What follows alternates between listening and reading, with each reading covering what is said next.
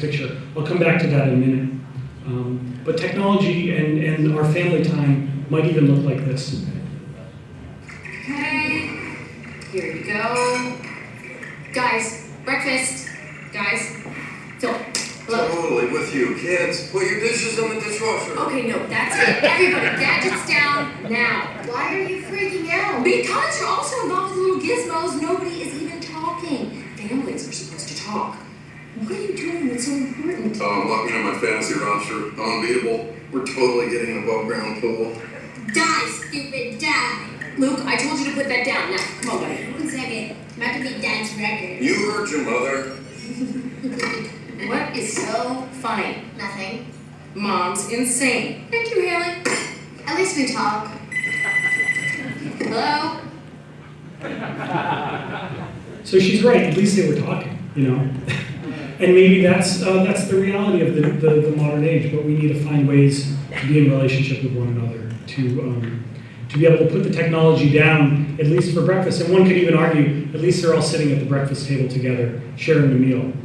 One could find some glimpse of good in what they're doing, but we can all look at that and laugh, but recognize that there's some level of brokenness to it. Well, next we have images. There are images that surround us daily. We can't escape the imagery of technology, of marketing. We drive along the highway, and the highways are plastered with billboards. The cars and buses that surround us on the roads are plastered with advertising.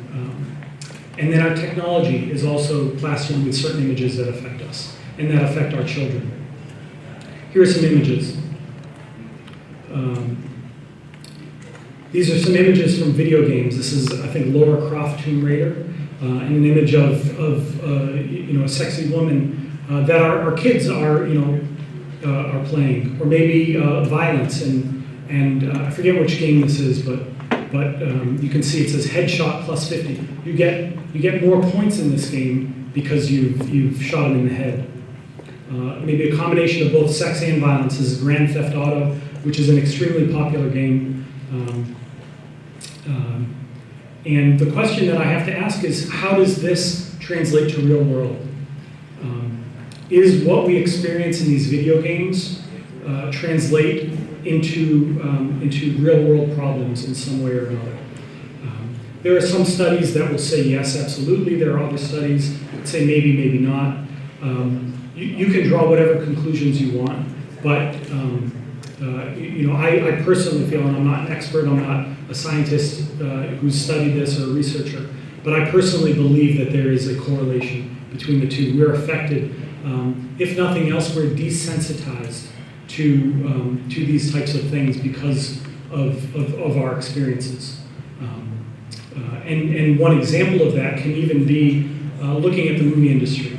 And if you look at something that is PG-13 rated today, it would have been an R rating 30, 40 years ago, or maybe, not an expert in this, but just in the way that we've been desensitized and how the rating systems of movies and TVs and games and other things have taken a step downward. Well, there's this type of imagery, but then there's also the imagery of the marketing industry, of beauty. What is our understanding of what it means to be beautiful? This image right up here is one woman. On the left is the woman after having been photoshopped, and the woman on the half on the right is the woman on her own without any doctoring being done. I'm going to come back to this in a few minutes. We're going to see a video of how this is all done. But this is a lead-in to the idea of how our understanding of beauty is manipulated by the marketing industry. There's a former supermodel named Cameron Russell who did what's called a TED Talk, TED. If you're not familiar with it, they're great, short 20, 30-minute videos ranging from a number of different categories of interesting and beneficial information.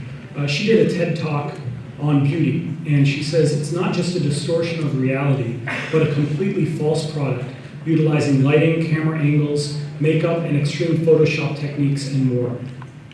She was not victimized, but she was a young model and lived the life of a supermodel. And after her career was done, she looked back and realized how she was wrapped up in this art of deception that was there to sell certain products and change how we think. Well, here are some other examples of before and afters that can be done just with some simple tools, photo editing software. You can see the original on the left and the manipulated model on the right. And if you look at areas like the jaw, the nose, cheekbones, coloring, covering up blemishes, here are some other examples. If we were to see these people on the street, we wouldn't think twice. We would say, yeah, these are attractive people. But then when you put them side by side with the Photoshop version, we can't help but have our eyes focus on what these blemishes or what these imperfections are that have been removed.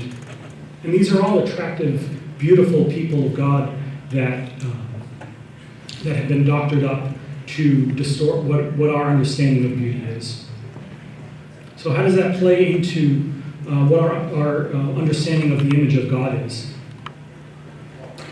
Shelby Hall writes, in connecting the problem with a desperate need to adhere to an unreachable social norm, when teens try to conform, God's unique design for them is lost. I will argue that all of us are affected by what we see, but what's most dangerous is how our teens are affected by this. And we need to be careful as they're influenced by this. There are things like eating disorders that a high percentage is women, or the overall majority is women, but even men are affected by this. And we need to instill in our young ones a sense of who they are and how they don't need to conform to what they see around them. Here are some statistics that are worth thinking about. While teens spend an average of 8 hours per week interacting with their parents, they spend a staggering 55 hours in front of a screen of some kind. In the early 1990s, the average fashion model weighed 8% less than the average woman, but today she weighs 23% less. As many as 40% of all models suffer from anorexia. 53% of 13-year-old girls are unhappy with their body, and as many as 78% by the time they reach age 17. And finally, 75% of Facebook users are unhappy with their bodies, and 51% of them feel that Facebook has made them even more self-conscious than before. So a quote from the book of 1 Samuel, the Lord does not look at the things that man looks at. Man looks at the outward appearance, but the Lord looks at the heart. In some way, hopefully that could be a bit of inspiration for those who may be struggling with this kind of thing.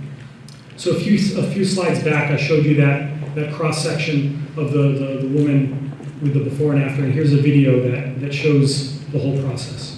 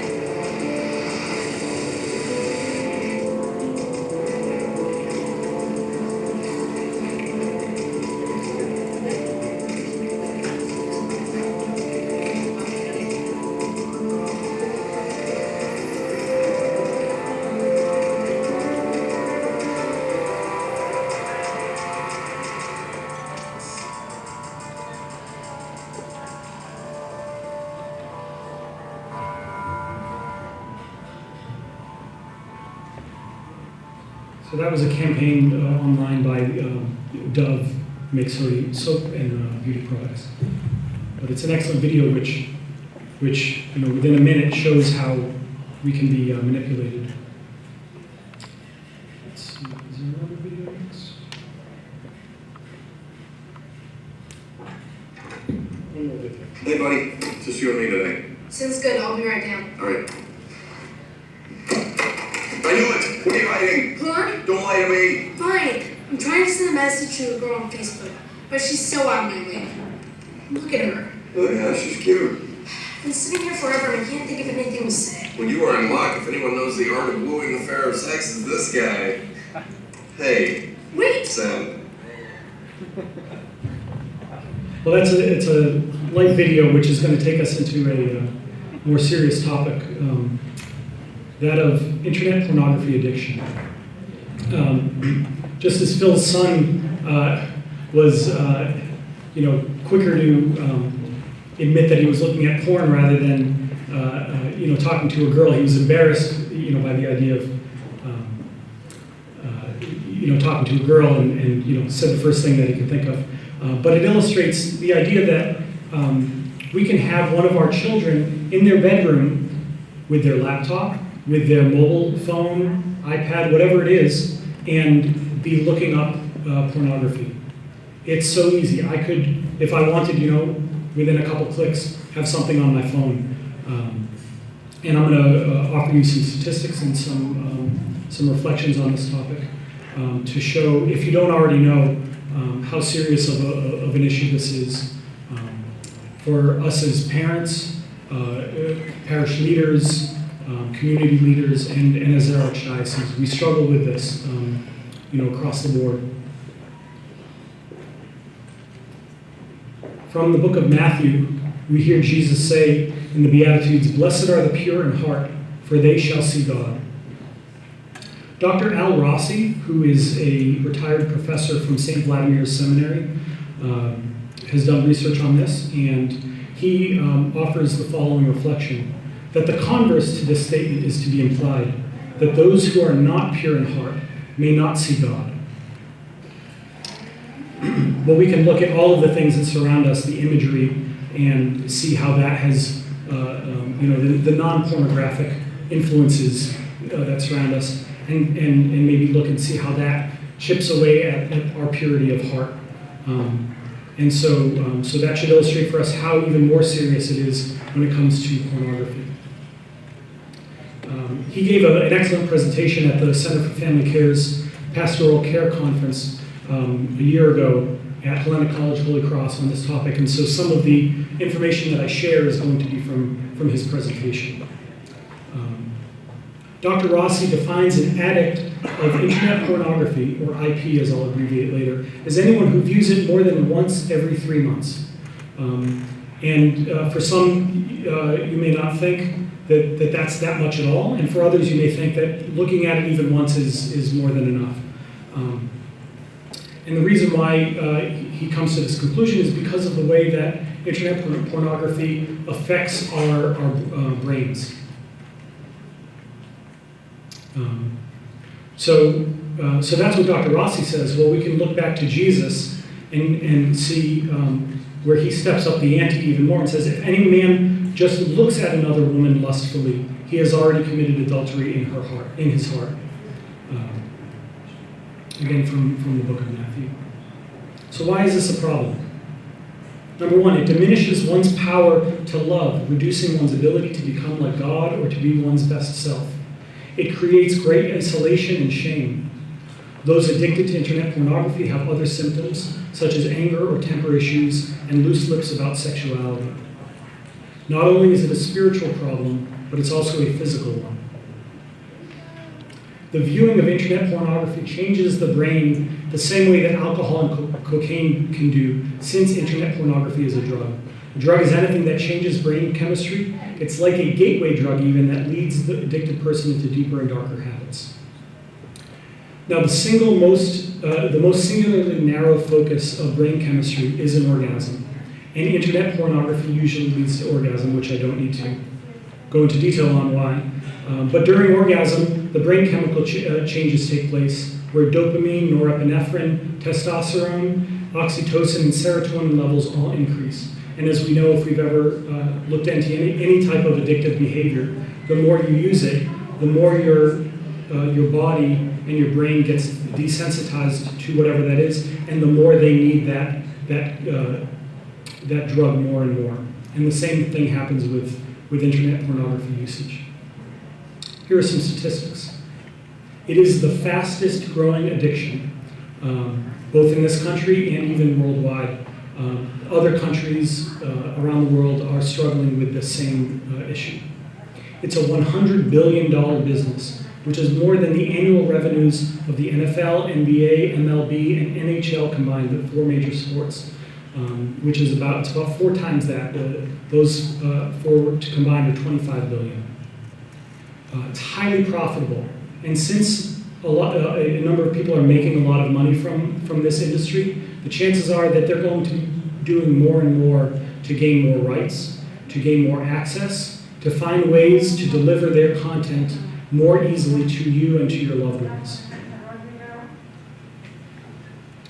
One of the struggles that we have as a church is that faithful people also have a problem with internet pornography. You may know a fellow clergyman who struggles with this. You may know a faithful parishioner. None of us are exempt. A study was conducted where 37% of pastors surveyed said that internet pornography is a current struggle for them. By definition, those who are trying to pursue a virtuous life will be more sexually tempted. The devil is not out there seeking people who are already on his team. He's going to be seeking out, those of us who are within the church, those who are working on our spiritual well-being. And for me, the image of the ladder of divine ascent quickly comes to mind, where as you see people ascending the ladder, you see the demons pulling people down off that ladder, trying to cause them to sin.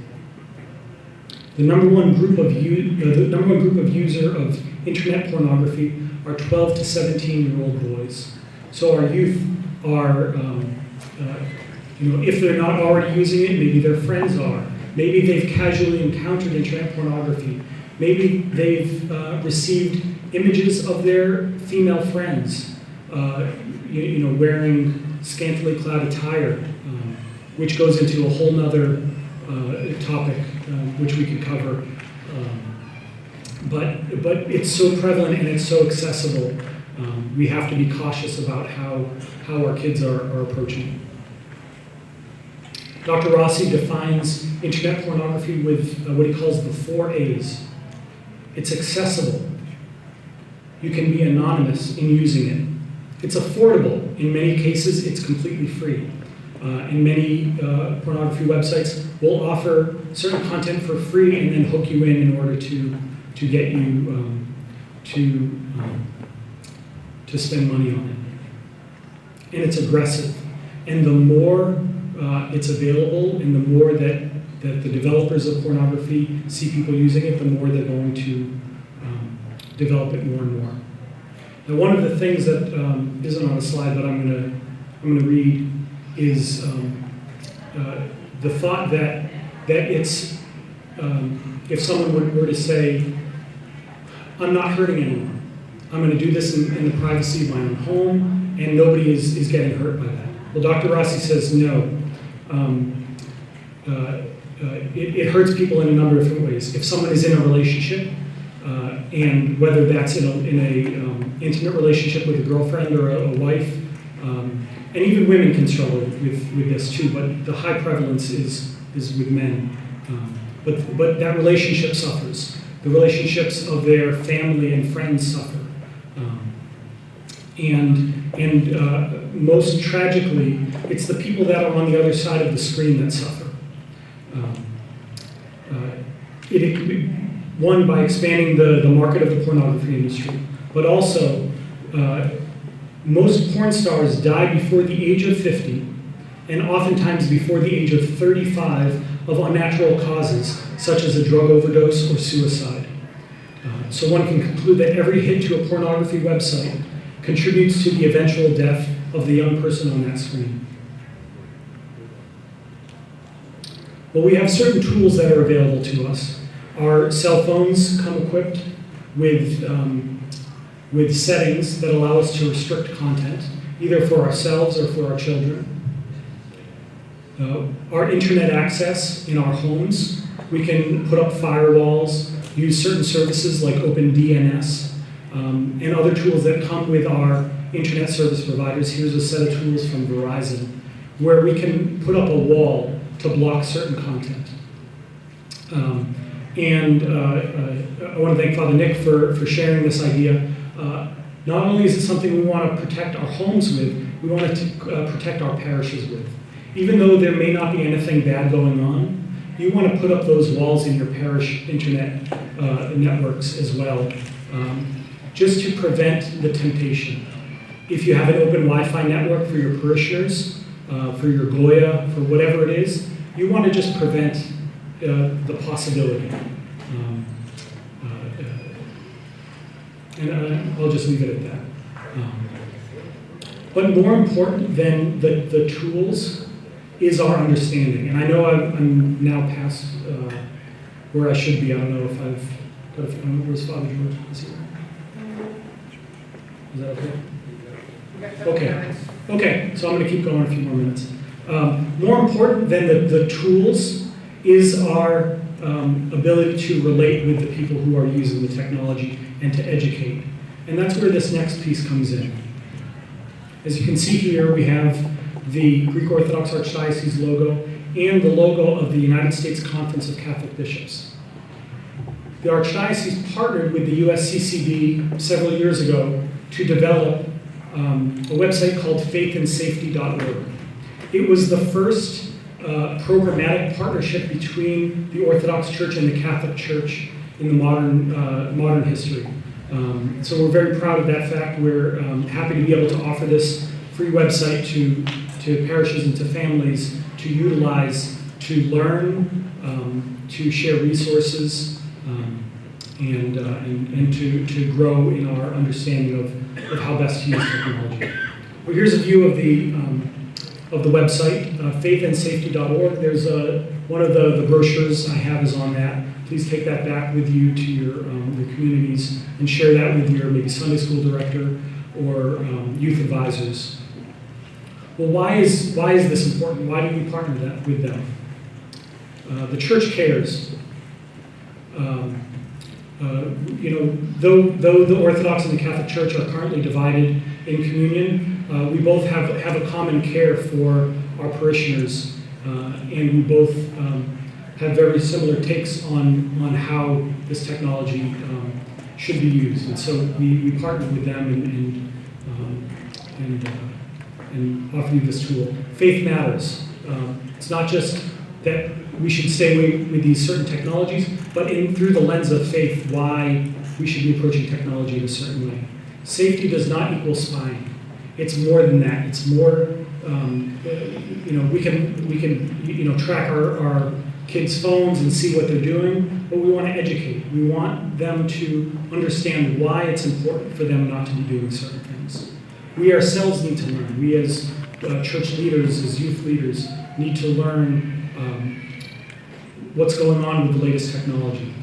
And lastly, technology is so pervasive, it's everywhere.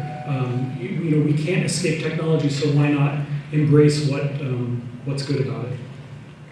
Internet safety isn't about the right software or service. Rather, real safety in the digital world is all about active, involved, loving, Christ-centered parenting.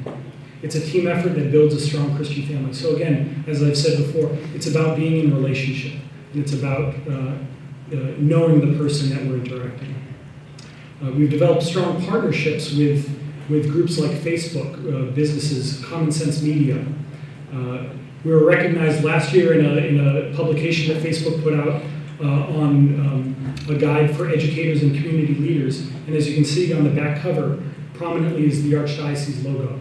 So large technology companies are recognizing the work that we're doing in partnership with them to deliver this content to our communities and to work with them to develop and to modify what they do. Facebook is influenced by our feedback, by saying, your security and privacy issues and settings could be manipulated this certain way. They work with us and with other churches to develop that. Here are some screens from the website. I encourage you to browse through and take a look for yourself. There's a wealth of knowledge. Articles to educate you, things like saying that kids access porn sites as early as age 6 and begin flirting online as early as age 8.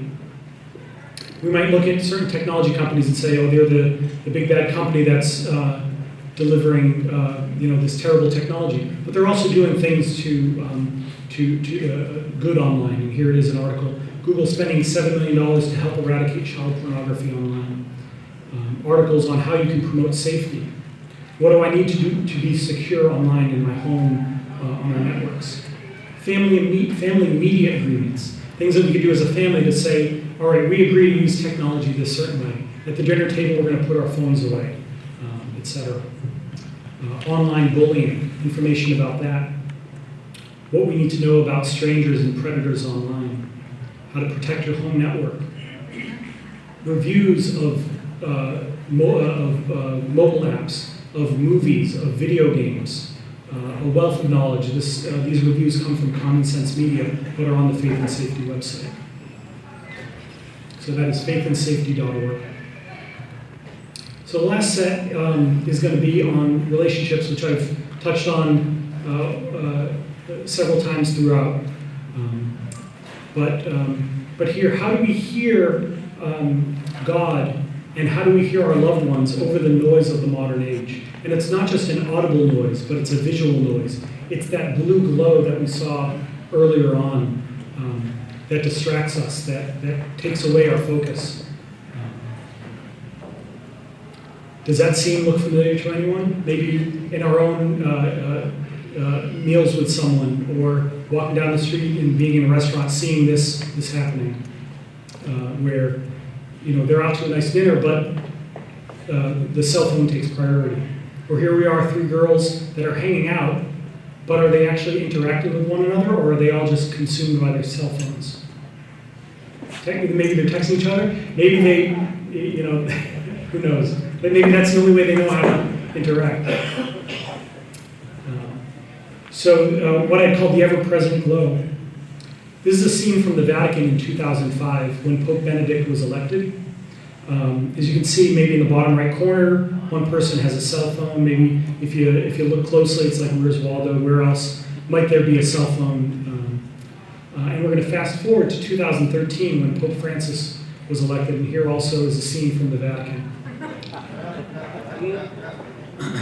Is anyone there actually experiencing the event? And maybe they are, but how many of them are not actually experiencing the event, but trying to just capture the moment to be able to upload to Facebook or wherever and say, hey, look where I was, rather than being present and being able to experience it? And for those that are there, this is a very spiritual event, the election of their church leader. But how many are just consumed by the technology and forget about what it is? And here's a side-by-side of that. But how many times does that happen? Maybe a baptism or a wedding. I've heard of wedding photographers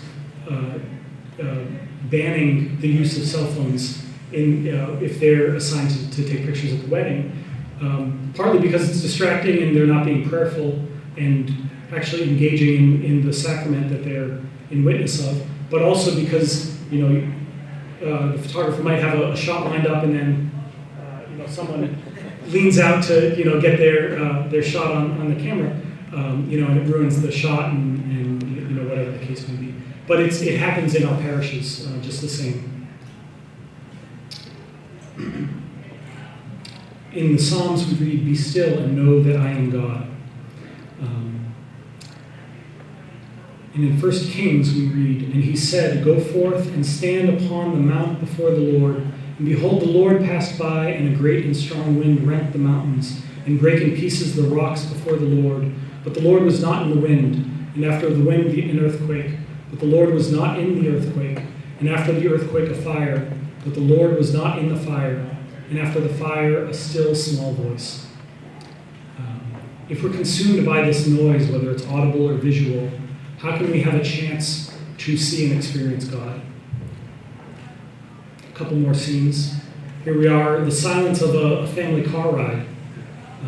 But how silent is it really? Or is it just consumed by the noise of the digital age? Are they really interacting, or is it just a temporary audible silence in order to save the parents from some headaches? Here we have some images from the magazine The Atlantic. They published an article called "Is Facebook Making Us Lonely?" And here we are, a couple holding hands, but completely consumed by the glow of their technology. And here we have a more intimate embrace where the man is completely distracted and though he's physically present, everything else is completely distant. And so we had that faith-based metric for the use of technology. And again, we can use this to look at our use of technology, both personally and within our parishes, on what it means, whether a technology is good and worth using or not. But what it all comes down to is Christ present. Is Christ present in whatever we do? And I'll end with two more quotes. Young people, in particular, I appeal to you, bear witness to your faith through the digital world. Employ these new technologies to make the gospel known, so that the good news of God's infinite love for all people will resound in new ways across our increasingly technological world. That was Pope Benedict several years ago. Finally, from Matthew chapter 28, the Great Commission, Jesus came to them and said, "All authority in heaven and on earth has been given to me. Therefore go and make disciples of all nations, baptizing them in the name of the Father and of the Son and of the Holy Spirit, teaching them to obey everything I've commanded you. And surely I am with you always to the end of the age." And what better way than the internet and technology to reach those who are unbaptized, to bring them closer to Christ? So I want to thank you. I'm right at my limit. I'm 1 minute over, actually, so I apologize. I'd be happy to take questions, at any point in person. And you could always email us, and we'd be happy to engage with you guys. Thank you very much.